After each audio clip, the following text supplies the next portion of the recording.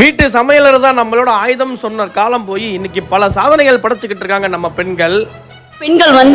ஒருத்தர் பாதுகாப்புல தான் இருப்பேன் அப்படின்னு சொல்லாம நான் அதை சாதிக்க போறேன்னு வெளியில கிளம்பி வரணும்னு ஆசைப்படுறேன் சார்.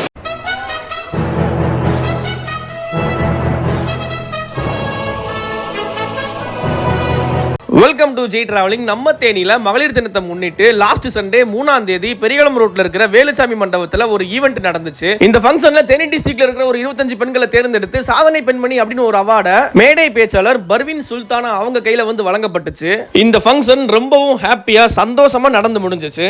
பேச்சு கேட்க கூடாது. என்னை பொறுத்த அளவுக்கு நம்ம மைண்ட் என்ன சொல்றது அதை கேட்டு நம்ம வாழ்க்கை வாழ்ந்துட்டு போயிடணும். அவ்வளவுதான். பயப்படக்கூடாது, தைரியமாக இருக்கணும். நம்ம உழைப்ப நம்ம பாத்துக்கிறோம், பிள்ளைகளை நம்ம வளர்க்கணும். நம்ம ஜெயிக்கிற வரைக்கும் நம்மளுக்கு காதும் கேட்க கூடாது.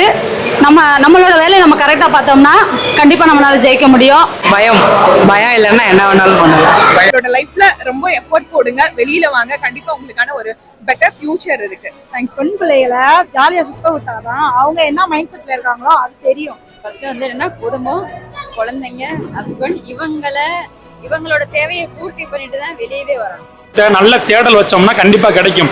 ஒரு வயிறு வலிக்குதுன்னா கரெக்டான வைத்தியம் நம்ம தேடலன்னா அர்த்தம் ஒழிய தேடி போனா கிடைக்காதது எதுவுமே கிடையாது. அது ஆரோக்கியமா இருந்தாலும் சரி, மனநிலைமை மாத்திர விஷயமா இருந்தாலும் சரி, காதலா இருந்தாலும் சரி, கல்யாணமா இருந்தாலும் சரி.